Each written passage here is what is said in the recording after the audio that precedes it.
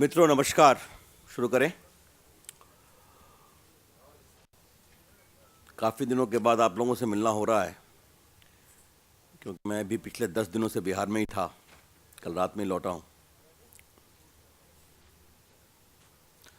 मित्रों, अभी दिल्ली में एक रिचुअल चल रहा है जो हर लोकसभा के चुनाव के पहले होता है। The quest for an illusory third front. तो ये हो रहा है, तो उसकी चर्चा विस्तार से करेंगे जब सबों के भाषण हो जाएंगे। कल हमारी ओर से उस पर औपचारिक टिप्पणी हम करेंगे। हमने पहले एक बार कहा था, third front is history. It has no relevance for the present, no promise for the future. तीसरा फ्रंट एक इतिहास है, वर्तमान में इसकी कोई प्रासंगिकता नहीं, भविष्य में इससे कोई आशा नहीं। कुछ लोग समय समय पर आते हैं और सुविधा का एक फ्रंट होता है, anti communism front.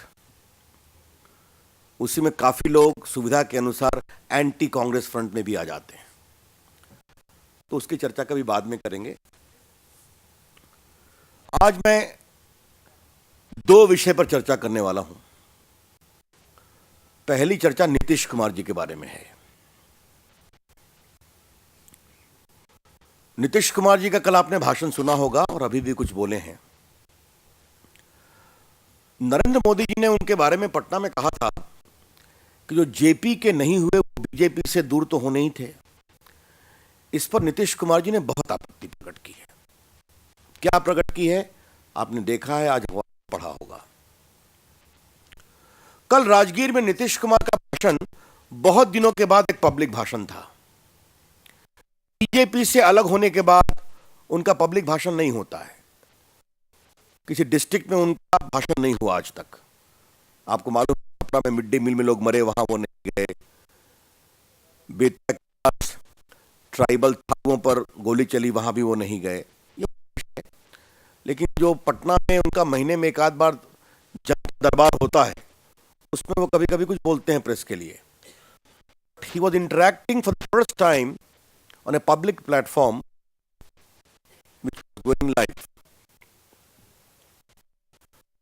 Nitish ji ने कांग्रेस के भ्रष्टाचार पर कुछ नहीं बोला।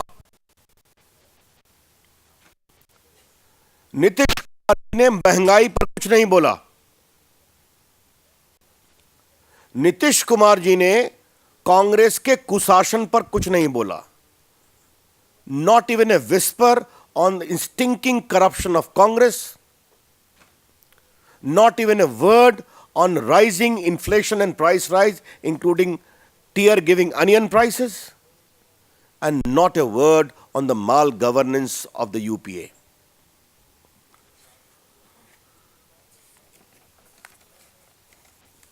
नीतीश जी, आपने कल अच्छी बात कही कि जेपी और लोहिया एंटी कांग्रेसवाद के प्रतीक थे।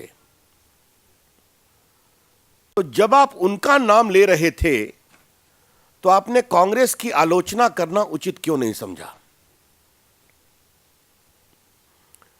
नीतीश कुमार जी, फिर जरा हमें यह बता दीजिए कि कल आपने अपने भाषण में यह भी नहीं कहा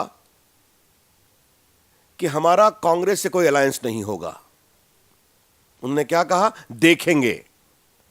Therefore, he was completely ambiguous as far as future alliance with Congress was concerned. And he is seeking that alliance. You all know that. अगर आपको कांग्रेस का की कोई कमजोरी दिखाई नहीं पड़ती तो फिर आप जेपी के नहीं हुए तो लोहिया की आत्मा को आपने चिंता प्रकट की है, यह कहा जाए तो गलत क्या है? इस पर इतने गुस्से क्यों हो गए? आपके कल के आचरण ने हमारे आरोप को सही साबित कर दिया। The utterance and conduct of Nitish Kumar yesterday in a very important party program confirmed what Narendra Modi has spoken about him.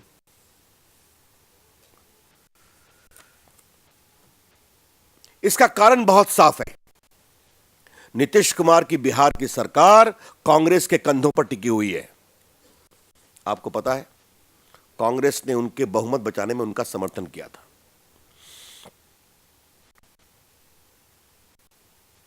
आपने सुना होगा कि कल जेपीसी की रिपोर्ट 2G पर दी गई है। उसकी चर्चा हम कभी अलग से करेंगे। It is the most shameful report in the history of JPC institution in India, and I am saying with full sense of responsibility, where the chairman of the JPC acted as a Congress spokesperson and not as the chairman. It was a Congress report, not a JPC report. और आपको याद होगा कि हम यशवंत सिन्हा, जसवंत सिंह सभी आए थे और हम लोगों ने डिसेंट नोट को आपके सामने पब्लिक किया, क्योंकि उन्होंने हमारे डिसेंट को भी डिलीट कर दिया। ये पहली बार हम लोग देख रहे हैं। मैं कई कमिटियों में डिसेंट दे चुका हूं कि डिसेंट को डिलीट किया जाता है, और बीजेपी का ही नहीं, सबों का कर दिया गया। उन्होंने कहा I am exercising my right. जो अनपार्लियामेंट्री है उसके बारे में आप सोच सकते हैं, लेकिन आलोचना तब तो संसद में बोलना भी कठिन है। And JPC extension of parliament, उसकी चर्चा हम बाद में करेंगे। लेकिन यह पहली जेपीसी की रिपोर्ट थी जिस पर 6 पार्टियों ने डिसेंट दिया। DMK, AIADMK, CPI, CPM, BJD and BJP. 2 पार्टियों ने नहीं दिया, समाजवादी पार्टी एंड जेडीयू। इसका क्या मतलब निकाला जाए? जेडीयू की तरफ से 2 मेंबर थे जेपीसी में, शरद यादव और नीतीश कुमार के right hand man RCP Sinha, जो राज्यसभा के एमपी हैं। शरद यादव वरिष्ठ नेता हैं, उनके एंटी कांग्रेस क्रेडेंशियल्स बड़े इम्पेकेबल हैं, और इन दोनों ने चाको को हटाने के लिए और ड्राफ्ट रिपोर्ट को रिजेक्ट करने के लिए अर्लियर हम लोग के साथ स्पीकर के यहां कंबाइंड आवेदन दिया था। डिसेंट नोट क्यों नहीं आया 2G के ऊपर जेडीयू के द्वारा? One of the most scandalous scams of independent India. तो अपनी सरकार को बचाना और कांग्रेस के भ्रष्टाचार पर खामोश रहना, यह नीतीश कुमार की पार्टी की आपने नीति हो गई है। और हमारा आरोप है कि नीतीश कुमार जी इज सॉफ्ट ऑन कांग्रेस, वो कांग्रेस पर नरम हैं, इसीलिए मोदी जी पर गर्म हैं। ये बहुत सीधी सी बात है। और अगर उन्होंने मोदी जी की इतनी आलोचना की है तो मान गए कि मोदी जी प्रधानमंत्री बन रहे हैं, तभी तो उन्हीं की आलोचना कर रहे हैं। कांग्रेस के खिलाफ बोलने को कुछ नहीं है, जबकि लड़ाई देश में होने वाली है लोकसभा की कांग्रेस की महंगाई, कुशासन, भ्रष्टाचार के खिलाफ, जो हमारा प्रमुख मुद्दा रहने वाला है। यह मुद्दा नीतीश जी के लिए नहीं है। मित्रों, नीतीश जी ने कल मोदी जी को फासिस्ट, हिटलर क्या क्या कहा। हम थोड़ा इससे परेशान हो गए, क्योंकि ये तो कांग्रेस की भाषा है। जब कांग्रेस हारती है तो विरोधियों को फासिस्ट कहती है, हिटलर कहती है। यहां कई वरिष्ठ पत्रकार बैठे हैं। शेखर जी को याद होगा, जेपी मूवमेंट में इंदिरा गांधी ने जेपी को फासिस्ट कहा था, और जनसंघ के कॉन्फ्रेंस में जेपी आए थे, उन्होंने कहा if Jan Sangh is fascist I am also a fascist. याद होगा आपको। बाद में 77 में इंदिरा गांधी का हाल क्या हुआ हम सभी जानते हैं। 89 में जब बोफोर्स का विषय आया, वीपी सिंह की लड़ाई हुई थी, तो हम लोग को फासिस्ट कहा गया था, हिटलर कहा गया था, और वीपी सिंह को कहा गया था VP Singh in the company of fascist forces. 89 का रिजल्ट क्या हुआ था ये तो आपने देख लिया। नीतीश कुमार जी अपने विरोधियों को हिटलर और फांसीवादी कहना, यह हारने वाले की भाषा है। यह भाषा आप क्यों बोल रहे हैं? तब तो आपने अपनी हार मान ली, ये भी मान के चलो। The BJP reject the charge with all the contempt it deserves of Hitlerian and fascist allegations against Narendra Modi and the BJP. मित्रों, आप सभी मुझे बहुत दिन से जानते हैं। मैं एक अस्तरहीन आरोप कभी नहीं लगाता, पॉलिटिकल एलिगेशंस लगाता हूं, और आज भी नहीं लगाऊंगा। लेकिन नीतीश कुमार से मुझे 2 सवाल पूछने हैं। नीतीश कुमार जी, जब आपने लालू जी से अलग होकर समता पार्टी बनाई थी, तो समता पार्टी के आपके सारे ओरिजिनल साथी आपसे अलग क्यों हो गए? George Fernandes, Jaya Jaitly, late Digvijay Singh former minister, PK Sinha, Brahmanand Mandal और शिवानंद तिवारी, ये सभी उनके प्रमुख नेता थे समता पार्टी के समय पे। शिवानंद तिवारी छोड़ के लालू के साथ गए, मंत्री गए, फिर उनके साथ गए हैं, कब तक रहेंगे पता नहीं है, कल के उनके स्टेटमेंट के आलोक में। लेकिन आपके सभी साथी नीतीश कुमार आपको छोड़कर क्यों चले गए? और आपने मोदी जी को कहा फैसिस्ट और हिटलर। मित्रों, मैं एक स्टेटमेंट पढ़ रहा हूं, टाइम्स ऑफ इंडिया सितंबर 10, 2006, इसकी कॉपी मैं आपको रिलीज करने जा रहा हूं। यह जॉर्ज फर्नांडिस का कमेंट है। हमने तो नीतीश जी को बनाया, नेता बनाया, आप सभी जानते हैं। उनको नेता बनाने में रामविलास पासवान सबको इग्नोर करके बीजेपी की बहुत बड़ी भूमिका है, ये चर्चा हम कर चुके हैं। ठीक है, हमसे आप नफरत करते हैं, लेकिन आपके सबसे बड़े नेता जिन्होंने आपको इतना आगे बढ़ाया, वो आपके बारे में क्या कहते हैं, ये मैं आपके सामने पढ़कर सुनाता हूं। टाइम्स ऑफ इंडिया सितंबर 10, 2006, फैजान अहमद की रिपोर्ट है। Nitish was an autocrat, he is an autocrat and he will remain an autocrat. When Nitish says Fernandes is like his guardian, it is nothing but an insult to me. Nitish ji, ये मेरी भाषा नहीं है, ये George Fernandes की भाषा है, जो उन्होंने आपके बारे में कहा था, जो अखबारों में छपा है। तो अब किसको कौन क्या कह रहा है, इसके बारे में मुझे कुछ नहीं कहना। नीतीश जी ने कल राजगीर में कहा था और आज फिर दोहराया है कि ब्लोअर की हवा से हवा नहीं बनती। इसका उत्तर मैं वही दूंगा जो मैंने पटना के गांधी मैदान में अपने भाषण में कहा था। नीतीश जी, आप इतने अहंकार में आ गए हैं कि ब्लोअर की हवा में और जनता की हवा में आपको फर्क नहीं दिखाई पड़ता। Nitish Kumar ji, you have been a political activist. Try to understand the distinction between blowers wind and public wave, दोनों में बहुत अंतर होता है। श्री नरेंद्र मोदी जिस तरह से पूरे देश में जनता उनको सुनने आ रही है,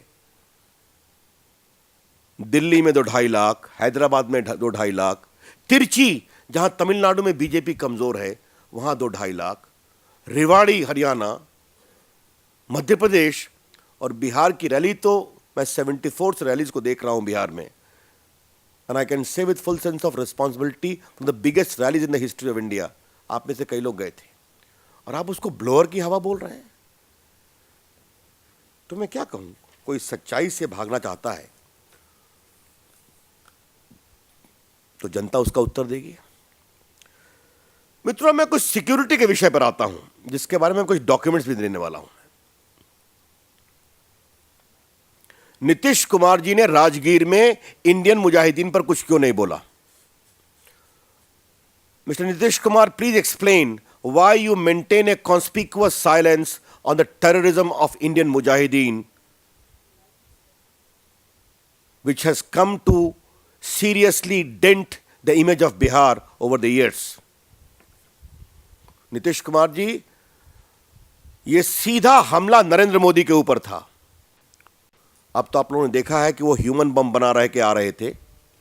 हमारे कई मित्र पटना गए थे, जो कैसे हम लोगों ने मंच से संयम का परिचय दिया, शांति रही, जनता का हम अभिनंदन करते हैं, आप सभी जानते हैं, मैं उसको दोहराऊंगा नहीं। तो नरेंद्र मोदी टारगेट थे, इंडियन मुजाहिदीन उसमें इन्वॉल्व थे, और आप राजगीर में भाषण देते हैं और आप उस पर कुछ नहीं बोलते हैं, आप उसकी आलोचना नहीं करते हैं। मैं आपके सामने 3 उदाहरण देना चाहता हूं, इससे मेरे आरोप को और समर्थन मिलेगा। यासीन भटकल नेपाल से गिरफ्तार होकर रक्सौल आते हैं, बिहार की पुलिस को उनको गिरफ्तार नहीं करने दिया जाता है। आपको मालूम है, 3 घंटे तक एनआईए का इंतजार होता है। बिहार पुलिस रिमांड पर लेने को तैयार थी, सरकार रोक देती है। आपको मालूम है कि यासीन भटकल दरभंगा और मधुबनी में 2 साल तक रहा था. He has recruited many jihadis there.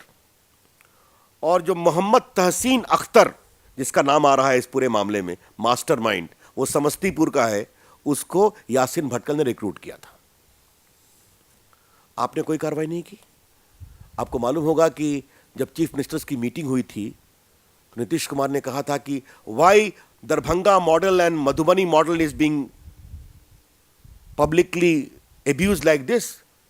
Nitish ji, Darbhanga Madhubani ji Bharat के सर्जना के केंद्र हैं, संस्कृति के केंद्र हैं, आध्यात्म के केंद्र हैं. आप आतंकवाद में कार्रवाई नहीं कर रहे हैं तो आप उनके नाम को बदनाम कर रहे हैं. मित्रों, आपने देखा होगा कि बोधगया में हमला हुआ था, उस पर भी कुछ नहीं हुआ. आपने लेसन नहीं लिया. और कर्नाटक महाराष्ट्र की पुलिस जब दरभंगा गई थी इन लोगों को गिरफ्तार करने के लिए तो बिहार की पुलिस ने कोऑपरेट नहीं किया. यह बात भी पब्लिक में आई थी.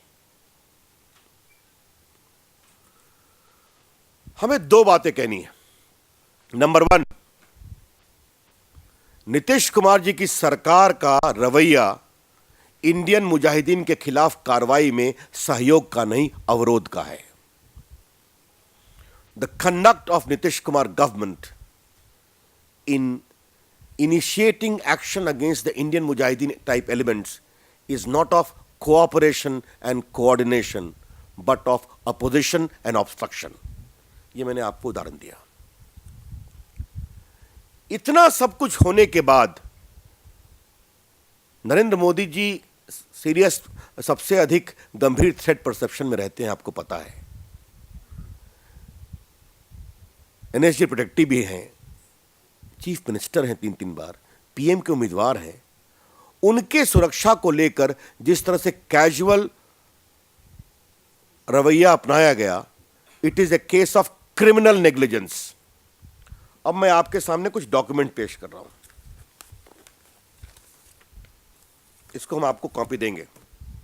देखिए, 23 अक्टूबर 2013 को हमारे पार्टी के स्टेट के जनरल सेक्रेटरी सूरजनंदन प्रसाद ने बिहार के डीजीपी को पत्र लिखा कि आप सुरक्षा की व्यवस्था करिए स्टेशन पर, गांधी मैदान विशेष रूप से.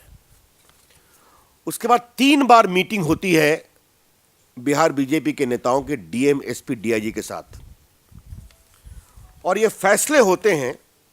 उसका एक्सट्रैक्ट की कॉपी आपको हम देंगे 25 अक्टूबर को. काफी 8-10 पेज का है, 2 पेज हम आपको आज रिलीज कर रहे हैं. ये कॉपी बीजेपी को दी गई है, इसलिए आपको हम बताएंगे. मैं एजेंडा नंबर 8 पढ़ता हूं, हिंदी में है. प्रत्येक गेट पर प्रतिनियुक्त दंडाधिकारी, मजिस्ट्रेट, पुलिस पदाधिकारी सुनिश्चित करेंगे कि जो भी व्यक्ति प्रवेश करते हों उसकी एकल जांच सुनिश्चित करेंगे ताकि कोई भी व्यक्ति आपत्तिजनक सामान के साथ प्रवेश नहीं करेंगे. वो यह भी सुनिश्चित करेंगे कोई व्यक्ति बाउंड्री वॉल पार कर नहीं जाए ताकि दुर्घटना किसी से न पैदा हो. और बाकी आई कार्ड मांगेंगे, ये सब लिखा हुआ है. और second is most important, this is agenda number 6. श्वान एवं विध्वंसक निरीक्षक दल, इस दल की प्रतिनियुक्ति पुलिस अधीक्षक सुरक्षा विशेष शाखा द्वारा की जाएगी. Their deputation shall be done by the SP security special branch. यह दल विशेष रूप से गांधी मैदान, मंच एवं मंच के आसपास की जांच कर आश्वस्त करेगी कि कोई विस्फोटक पदार्थ नहीं हो. इसके एंड मोस्ट इंपॉर्टेंट, इसके अतिरिक्त पूर्ण गांधी मैदान का एंटी सेबोटाज जांच कराना भी सुनिश्चित करेंगे. अब आपके सामने ये डॉक्यूमेंट मैं दे रहा हूं. The sum and substance of this decision communicated to us is that there will be a proper magistrate and police officer at each gate. Frisking shall be done. No one shall be allowed to cross the boundary. And anyone having suspicious movement will be traced, his I card checked, so that he may not enter with any explosive substance. And the most important, a dog squad and anti-sabotage unit shall be deputed by the SP security of the special branch. We shall ensure that the dais, surrounding area and entire Gandhi Maidan is sensitized as far as sabotage is concerned. And explosive is concern. यह निर्णय है 3 दिन पहले का। नीतीश कुमार जी ने बोला था कि हमको आईबी की सूचना नहीं थी, वो आपके सामने आ चुका है कि 23 को थी, तो उन्हें गलत बोला। अब कहा जा रहा है कि स्पेसिफिक अलर्ट नहीं था। अब बिहार के अखबारों ने, दिल्ली के अखबारों ने पूरा अलर्ट भी छाप दिया है, कई चैनल ने। उसमें लिखा हुआ है radical Muslim organisation promoted from abroad will try to target Narendra Modi, you must ensure. तो क्या वो खोज रहे थे कि कितने बजे टाइमर वो एक्सप्लोड करेंगे? इसका टाइम नहीं था। Come on. हमारा स्पष्ट आरोप है कि it is A copy book case of criminal negligence in the management of security of Shri Nitish Kumar, Shri Narendra Modi, I am sorry. इसीलिए आज मैं पूरे डॉक्यूमेंट्स लेकर के आया। मोस्ट कैजुअल अप्रोच अपनाया गया और यह प्रोविडेंस था, ईश्वर की कृपा थी, बिहार की जनता की परिपक्वता थी, हमारे कार्यकर्ताओं की सूझबूझ थी, कोई स्टैम्पिड नहीं हुआ। और वो आतंकवादी जो अपने को एक प्रकार से सुसाइडल बना रहे थे, उनका प्लान वहीं ब्लास्ट हो गया जब टॉयलेट पर, पटना स्टेशन पर। तो मित्रों, ये बहुत ही गंभीर उदासीनता है, criminal negligence. And I regret to say, for vote bank politics, Nitish Kumar government is completely oblivious to the concern of the threat of Indian Mujahideen. Bihar में आजकल एक ही काम हो रहा है, आतंकवादी घटनाओं को रोकने का काम नहीं करो, हो जाए तो एनआईए को सौंप दो।